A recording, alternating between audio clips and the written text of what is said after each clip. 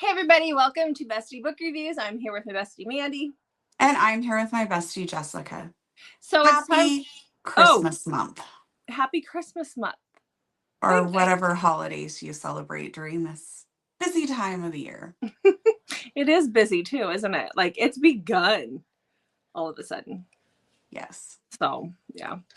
All right. So we have our 1-minute book recs for you guys today. So these are all the books we read in the past week with 1-minute synopsises of each book.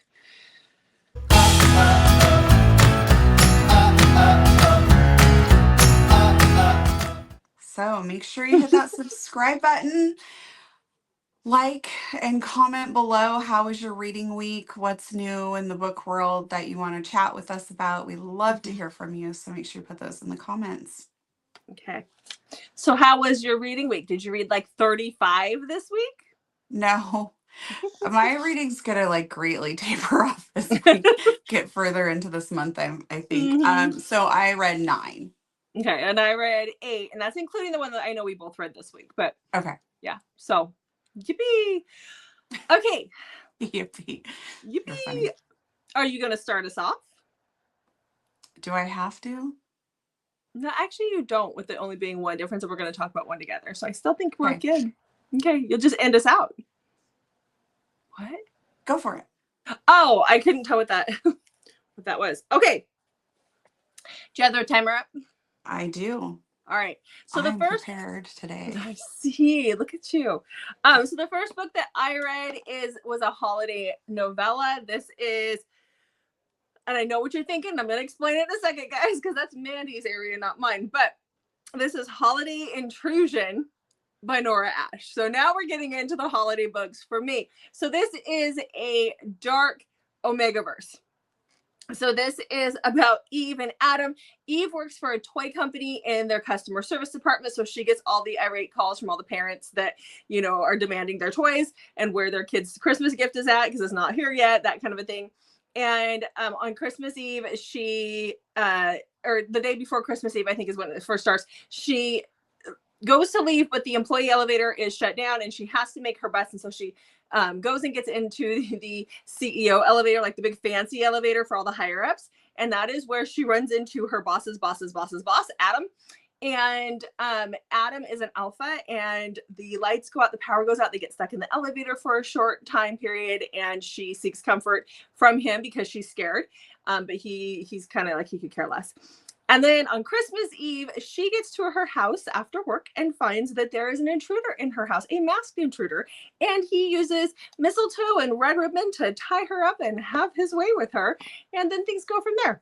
There is plot to this. I know it kind of sounds like there isn't, but there is. I gave it 4 stars. This is my idea of a Christmas story. It features Christmas in it, but it's darker. So I enjoyed that one. Okay. What's your first book? Okay, well, my first book is the 5th book and probably my favorite series, or at least a top 3 series. And that would be The Pucking Wrong Man by Skarr Jane. Okay. So this has been out for a little while, and I don't know what happened with why I didn't get it read sooner, but it is fantastic. So let's just dive right in. So again, we're back in the dark hockey world, and honestly, I mean, I know it's dark, but really everything that these boys do is just to make the women's lives better. So let's just get on board with that, right? So we have Camden, who has been nicknamed Hero. Oops, I forgot to start my timer. Well, that works out in my favor. So Camden is nicknamed Hero, and he just likes to be a good guy because he grew up in a pretty crappy household, and so he doesn't want to be like his stepdad. So he's just an all-around good guy, which has earned him that nickname. And he is good friends with his 75-year-old neighbor, and they go to the ballet together, and he becomes smitten with one of the performers, hardcore. And from how the rest of the guys in the circle of trust are the top to get his woman. But his woman has a very sad, tragic background as well, and she's actually currently homeless. And when he discovers this, he kind of loses his mind a little bit and does everything in his power to make her life better. I loved it. Oh, it was good. It was very Yeah. good. Mm-hmm. It's Yeah. always great to be back with the other guys. And I've noticed as the series builds, their friendship continues to be not necessarily like the focal point, but it's not really a backstory either. Like sometimes when you read series and it's about a group of people, you'll just get glimpses of people. They Mhm. really stay strong in the story, And I which do, I and I love. love their friendship, and I know you do too. I love the Yeah. circle of trust. It just adds to the story. It is so Did good. Hero make it in? Oh, gotta read it to find And out. I love how, and this has been going on for a few books, how they will like remove each other from the chat. I love it. And then Lincoln is still like everybody's hero worships him. They all worship him.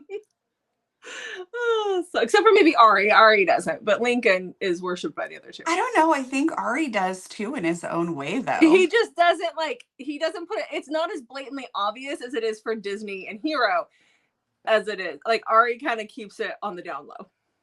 So yeah, it's awesome though. Love it. Yes. So okay, so the next book I read, what? I was just going to say, if you had to pick, who was your favorite?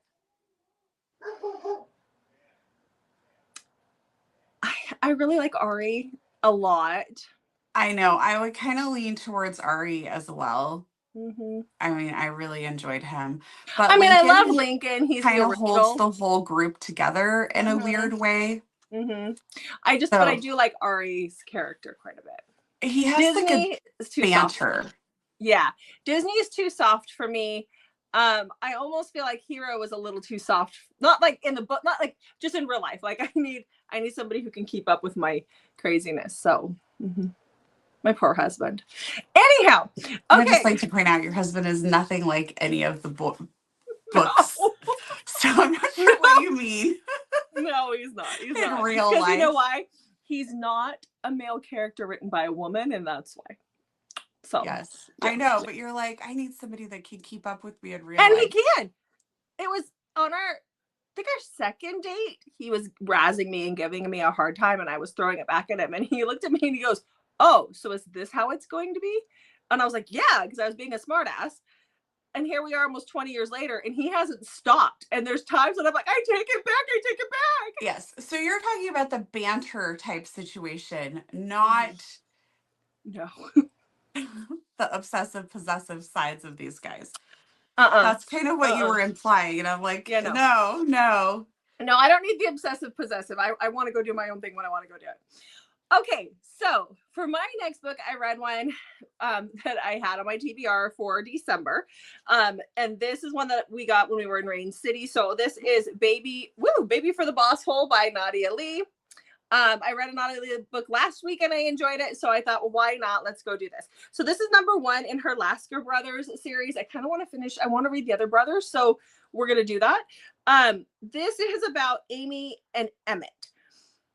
I am going to preface this by saying it implies that there's a baby. It implies on the back of the book, it tells you that there's a one-night stand and there's a baby situation, but we don't get the baby situation until like 70% into the book. So don't go into this thinking it is like a oopsie baby all of a sudden thing. Like there is a lot of relationship building up before that happens.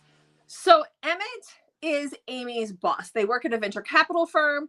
He does a lot of things to make her stay late. She ends up working weekends. It's the type of job that they have. She works weekends a lot. She stays late. She stays there like till 9, 10 o'clock at night all the time. So she's married to her job. But he makes her life miserable because he's always trying to keep her there, to rewrite spreadsheets, to make her better and do all this stuff. One night she's supposed to be going to meet her boyfriend for like a romantic weekend kind of thing. And instead she ends up staying late to redo an Excel spreadsheet.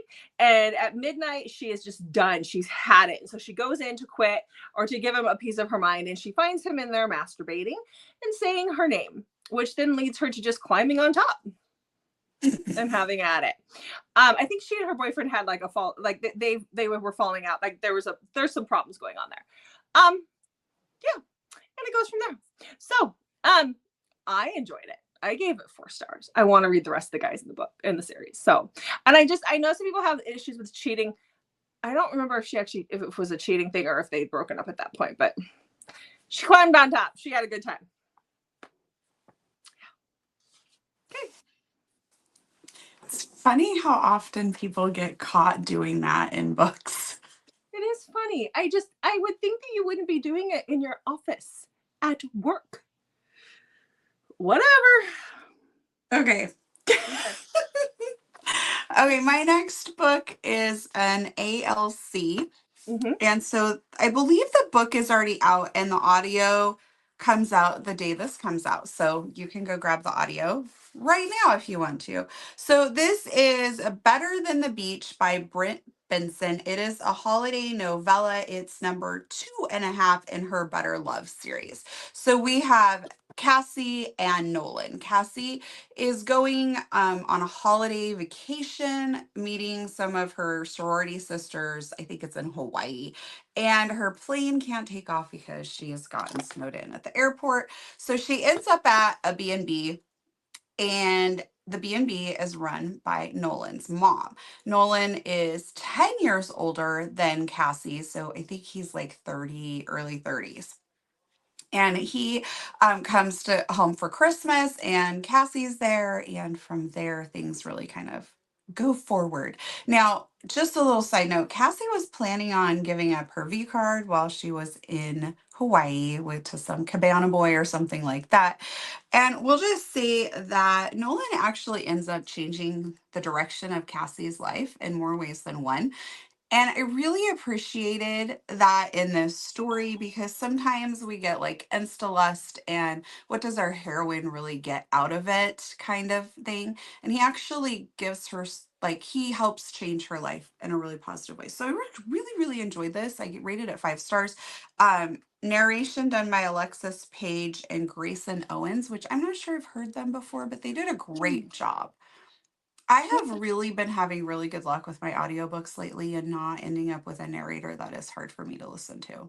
Only happens once in a while, but when it does, it ruins the book. Mm-hmm. I kind of feel like over the last year or two, narrators have really stepped up their game, especially in the last year. With just authors choosing narrators, there's a lot of good ones out there. Mm-hmm. So every once in a while, you get a weird one, but yeah. Okay, so my next book was a new audio release, and even though it was a reread for me, it was a new audio release. So I'm going to talk about it because the audio was great, and the book was too. Are you ready for it? I am. It was a Ruby Dixon release. Of course it was. So this is Surviving Skarr by Ruby Dixon. This is the second book in her Ice Planet Clones spinoff. The audio was done by Mason Lloyd and Holly Jackson, who are they typically narrate for Ruby. Every once in a while she has other people. But this is about Viv and Skarr.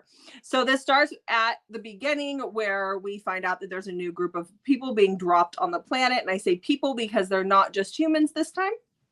And Viv is one of those, as is Skarr. They are both clones. They find out very early on that they're clones, which gives Vivian, like, it's hard for her because she has the memories of a girl who had, went camping and spent time outdoors with her dad, and to realize that she's not that person, like it's a little bit of a crisis for her. She has a little bit of she has a really big issue.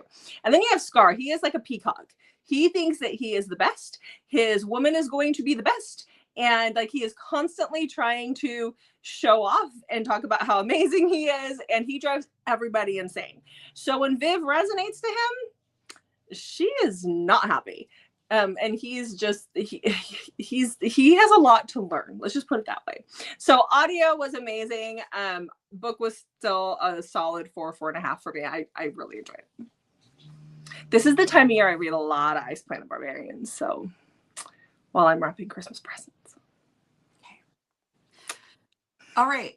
So my next book is Embers in the Snow by Anna Carvin. Carvin. I think it's CAR, right? Yeah. Mine. Well, my sticker somehow cut off the bottom part. Oh yeah, it's Carvin. Carvin. Okay. Mm-hmm. So this was our buddy read for the month of November, which the live show was just this past Saturday over on Amber Reads Romance channel. So if you want to go check that out, you can. Yeah, I don't even know. So it's way out of my It's fantasy. genre. Yeah, it's I'm not romantasy. really a romantasy type person. Mm-mm. The book started off really strong for me. I was like excited for what Mm-hmm. direction I thought it was going, and then it went very differently. And then when the fantasy stuff really started to kick in, I just couldn't. I was out, but I felt like I needed to finish it. So I finished it. I did mark it on Goodreads that I read it. I'm not rating it because it's not a book that I ever would have picked if it hadn't been the buddy read book. So I don't feel like that's fair to the author because I Yeah. can't really fairly rate it because it's not something I would normally enjoy. Yeah. And it's something that I might have picked up maybe if there'd been enough hype about it. And I just kind of agree with Mandy. I don't know that I'm going to rate it. It's not, no, this wasn't my cup of tea. It just didn't, there were some very weird elements. I'm sorry. There just were. And if you're going to, he wasn't dark enough. He was a vampire cinnamon roll. And I couldn't do it. Could not do it. So no, didn't work for me either. That part I was still leaving along for. It was just the fantasy stuff where when the trees, I won't give anything away. I'll just say what there's stuff with trees, and that's really just where I kind of tapped out. I read a lot. I mean, I read more fantasy than you do, which isn't saying much because I really don't read that much, a couple a year, a few a year. But even that part got me where I was like, what the hell? So Yeah. Yep. All right. Okay. Do you want to just move on to your next one? Sure. Okay. I can. Okay, perfect. so my next one is Merry Ever After by Tessa Bailey. This is part of Under the Mistletoe collection, which you can get free on KU. Once you grab the KU book, if you're an Audible member, you can get the audio for free as well. So it's a fun little collection for this time of year because they are quick. So this is about Evie. Evie is a single mom. She is just her like to a baby, and she is just trying to get by right now. And Luke comes in, and Luke is described as this bigger guy. I had a really hard time picturing exactly what he looked like. So I kind of just went with like lumberjack / farmer image. And he has this huge farm that he's in charge of, and he's just kind of lonely. She's lonely, and we have some insta love. I only rated this a 3. I really like Tessa Bailey. As a person, I've met her. She is fantastic. I like most of her books. This one was just a little too over the top in the insta love and the dirty talk and stuff like that. It just was a little too much. So I still liked it. Like a 3 doesn't mean it was awful. It was just a 3. Yeah. So okay. Do I regret listening to it? No. Okay. Okay. All right. So the next book I went into was another new release on audio this week, and I've been putting this one off because I saw the audio. It's a trilogy, and this is book 2 in the trilogy. I saw the audio was coming for all 3 books, and I was like, oh, maybe I'll just wait for the audio and try that out. So this is Torn in Two by Elle Thorpe. This is the second book. The first book is Wife Number 1. And so I read that a couple months ago. And then I jumped into this. It's a continuing story. You have to read them in order because they end on cliffhangers. But all 3 books are out, just not the audio. So this is the continuation of Kara's story from book 1. She was the wife number 1 to this prophet in a cult, and she escapes the cult and she flees to an MC compound with her young daughter. Her daughter's like 5 and she doesn't talk because when she was a baby, she was taken from Kara and given to another person inside the cult to be raised as that person's daughter because she wasn't allowed to have her daughter when she married the prophet, who was very abusive and wrong to her. She also has connections to another guy from we met in a previous book, which you don't have to read it to understand what's going on. And then you have the third guy who comes in because this is a Why Choose Romance, and he is a psychologist and also works with the coroner's office. He's trying to hunt down a murderer because there is some suspenseful elements in this story as well. So in the second book, we just see those relationships start to build, where we can see that she has built her harem now, or she's building the harem. And then this one also ends on a cliffhanger. Really enjoyed it. Gave it 4 stars. Waiting for book number 3. We will see Elthorpe in February when we are in Phoenix. So I did do a pre-order of Wife Number One, but I need to go pre-order another book from her because I just feel the need to now. So yeah. I forgot to set your timer, so I have no idea if you went over a minute. I have no idea either. Okay. Our apologies. Oops. Okay, my next one is it's a holiday novella, but it's Thanksgiving themed.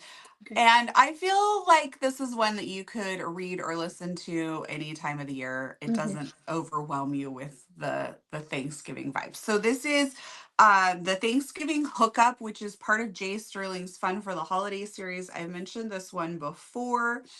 And this is 12 books. So you can go buy like the 12 ebooks, or for audio, you can get for 1 credit, you get all 12 novellas. So I'll just be working my way through every month for the next year. So this one I really loved. Like, this was so good, especially for a novella. It can be hard to get those connections to your characters, and she did that phenomenally in this one. So we have Skye, who is an airline attendant, and she has been warned away, like, stay away from those pilots, don't sleep with the pilots, kind of like my mom did with commercial fishermen when I was younger. But anyways, so she, especially the pilot River, because a friend had a situation with him and he kind of left her heartbroken. So she has kind of avoided him almost to the point where she's mean to him. So we definitely have like enemies to lovers type vibes happening. And they end up snowed in for Thanksgiving. And so they're in a hotel room. They have adjoining rooms. And, like, you know, one thing kind of leads to another while they're stuck here. Really, really enjoyed this one a lot. Your mom. Okay. She's the best. She was the best.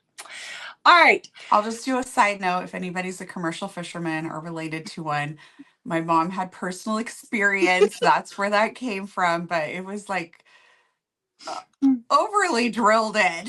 Yeah. Yeah. That's awesome. Okay. So my next book was also a holiday novella. It's just shy of 200 pages.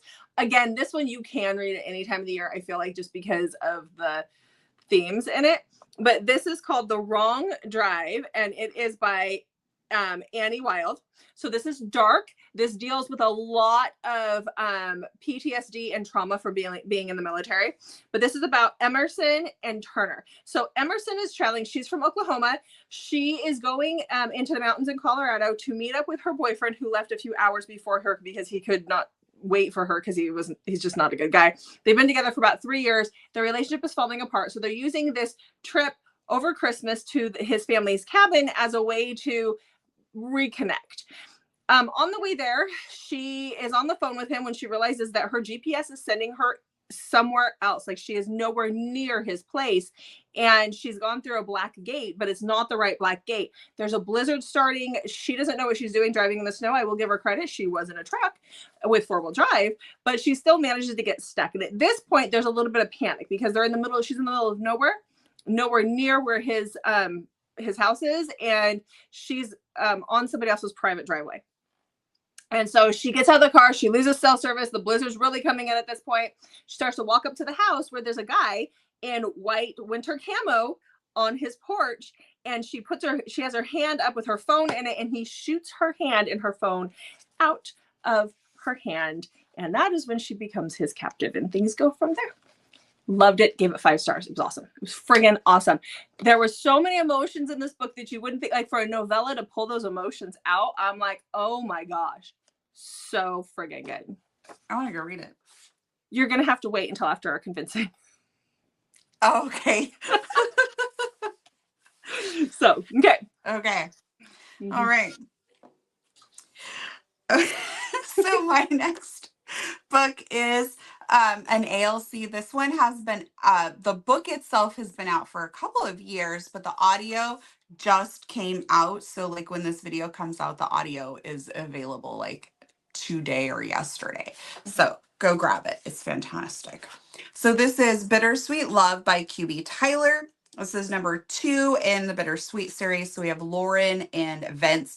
Lauren gets like dumped by her boyfriend via text, and he's her long distance boyfriend. So that makes it even, I feel like that's almost worse that he's long distance and he like dumps her via text. So she's a little visibly upset at work, which allows Vincent to like antagonize her some more. And they definitely have strong enemies vibes going on. And then, of course, they end up getting assigned to work on the same assignment at work together. So they have to work together to write this piece. And she is not happy about that at all. But very quickly, we're going to have those enemies to lovers vibes, and things are going to get very, very steamy because it is QE Tyler. It was fantastic. I loved their banter. Sometimes I don't like enemies to lovers because it just feels weird or too bullyish because I don't really like bully romance, but this is not like that at all. He's kind of a jerk, but as they work together, that kind of starts to go away a little bit. So the audio is done by Maggie Thompson and Austin Stone. Again, names that I didn't necessarily recognize, but the audio is great. Loved it. Okay. Like I said, I have just been so lucky with my audiobooks. Like the Mhm. narrators just do such a good job that I can, my house should be sparkling clean because I do a lot of cleaning when I Mhm. listen to audiobooks and Yep. laundry. No, the laundry. Mhm. Yeah, I did 8 loads of laundry the other day. I always dread when our kids clean their rooms because the Yes. laundry becomes a mountain, and I'm like, where has this been? That's what happened. I had 2 kids who thoroughly cleaned their rooms, and I had a sick kid. So Mhm. that, like, yeah. And here's my other problem too. Having Yikes. having teenage daughters is weird because my youngest is a size 00. You guys can tell I am not a size 00. My other daughter is a size 5. Do I look like a size 5? No. But when they clean their room, half the stuff they put in that laundry room, I'm like pointing at you guys to see the laundry room. Half the stuff they put in the laundry room are my clothes. So why? Who's wearing my clothes? Ah, kids. Anyhow, but then So they'll far, tell you my children have not taken. my son doesn't do that. I might steal his sweatshirts, but no. And then they have the audacity to say things like, oh yeah, mom dresses like a grandma, but you're wearing the crap. Make it make sense. Okay, anyhow, the next book. Squirrel. Squirrel for sure. The next book that I read, this book was sent to me this last week by But how to Kay be more Webster. efficient doing laundry. Yeah. Okay, so this book was sent to me last week by Kay Webster. This is Heath, and it's by Kay Webster and Nikki Ash. And so this is a dark Wuthering Heights retelling. It's a modern day retelling. It does span 3 different generations. So we do see that like it takes place before everybody has cell phones, and then it moves into everybody having cell phones, which is just, that was the one thing I noticed about it. But this sticks, if you've read Wuthering Heights or you've watched the movie, this really does follow closely to the story of Kathy and Heathcliff, but this is Heath and Katrina in this story. And then it's basically like 3 storylines in one, because we have the nanny telling the story to the little girl, and then we have Katrina and Heath, and then you have another couple there in between. So this has twists and turns. It'll rip your heart out. You're gonna hate Katrina. I hated her. I did not like her at all. But just stick with it, I promise. It'll get better. But this is about, if you guys don't know, Heath was adopted by Katrina's father when he was very, very young. Her dad is very wealthy, and he was a little boy. He was adopted, and him and her have a very addictive relationship. But in the end, when her father arranges her to be married to someone else, she sticks with it because at that point, something happens to her dad, and Heath loses all of his money, and she's very concerned about her wealth. And so she chooses money over love. And then Heath gets his revenge.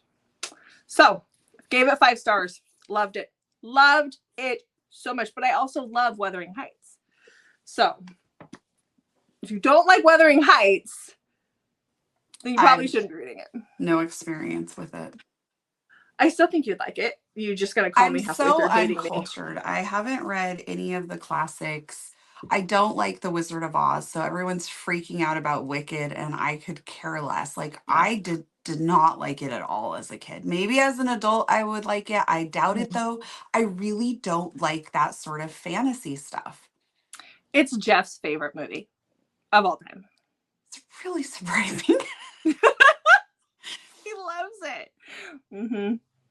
When I was pregnant with our first, I'd have to watch it with him. We had 3 channels in Alaska, though, so we didn't have a lot of options. There was a lot of movies going on. So it was that or 10 Seasons of Friends, which you know what I would choose. The 10 Seasons of Friends. But he does. I haven't seen Wicked either, but if I'm going to do it, I don't want to see the movie. I want to see it as a Broadway play. Yeah. Mm-hmm. Okay. What's your next book? Well, my next book is an ARC. Which this book is now out yesterday, I believe, when this comes out. So it's called Finding Out by Jenny Barra. Okay. She was a new to me author. And the reason I signed up for this one is because it's daughter's best friend, as well as, so it's not only daughter's best friend, but it's best friend's daughter. Okay. So we got the 2 forbidden taboos going on. So we have Ren, who's best friends with Avery. Avery's dad is Tom.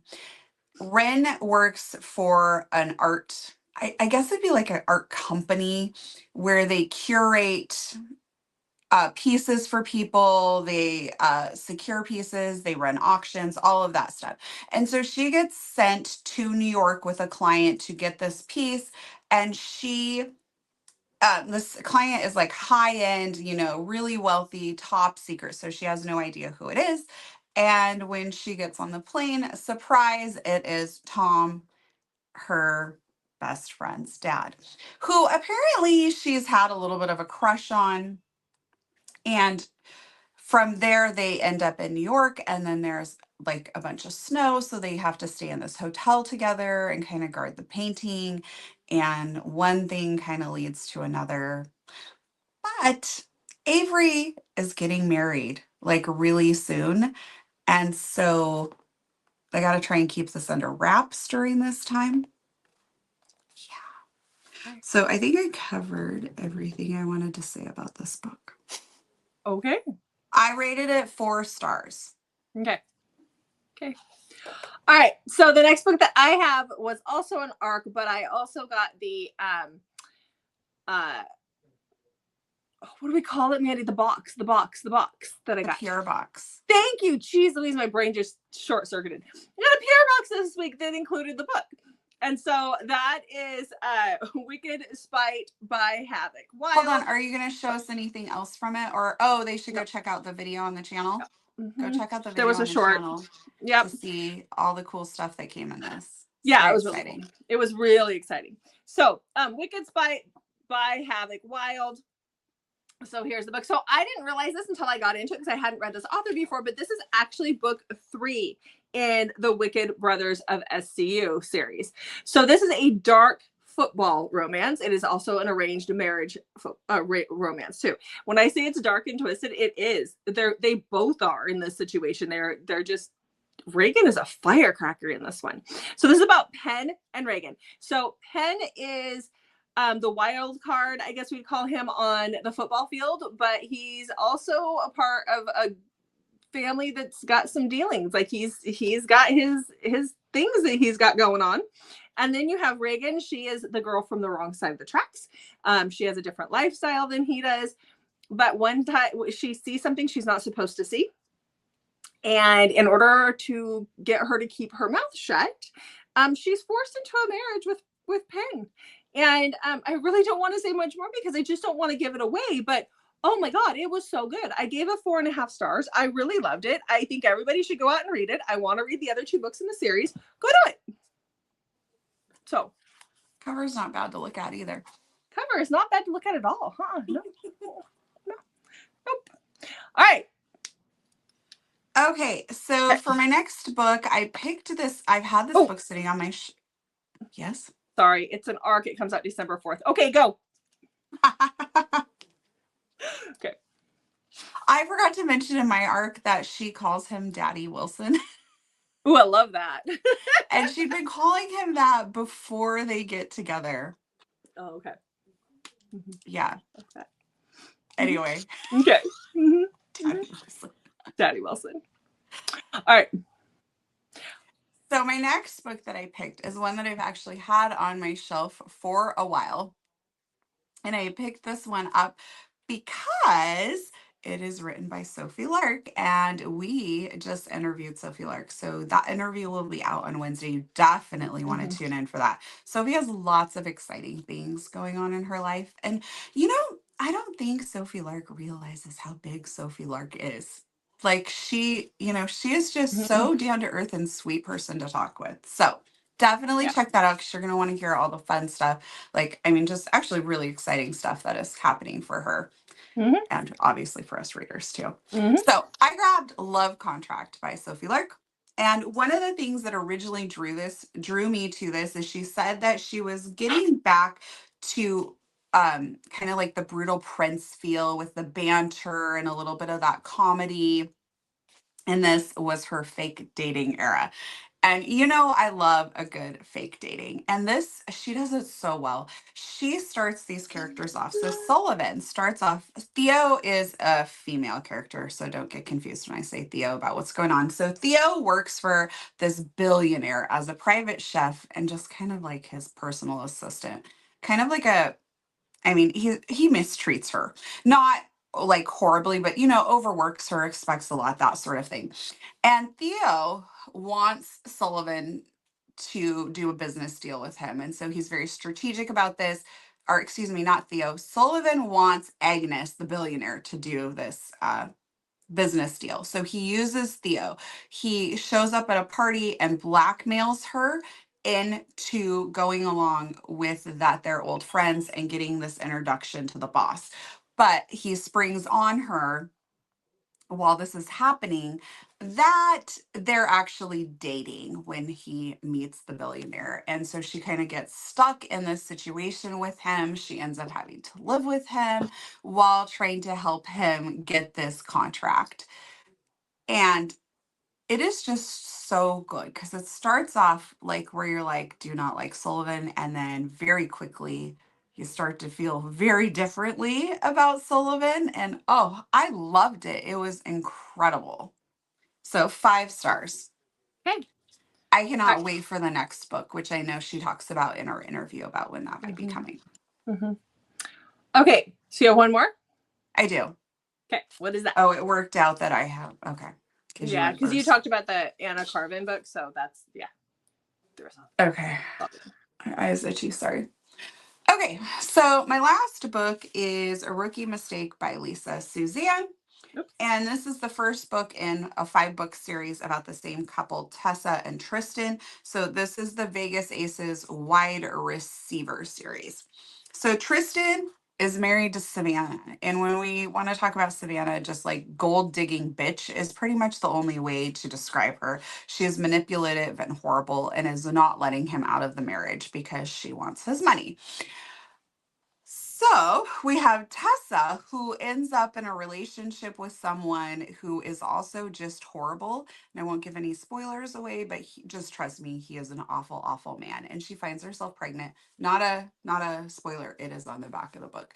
Well, they both return home for a little bit of time to just kind of figure out their lives and next steps kind of situation. They were childhood sweethearts, like high school sweethearts, but something happened and we don't quite know exactly what's going on until towards the end of the book, but they broke up without really like she left and didn't tell him why, and like it's kind of a devastating thing, and they're both very much still hung up on each other, and now they're back in their childhood homes for various reasons.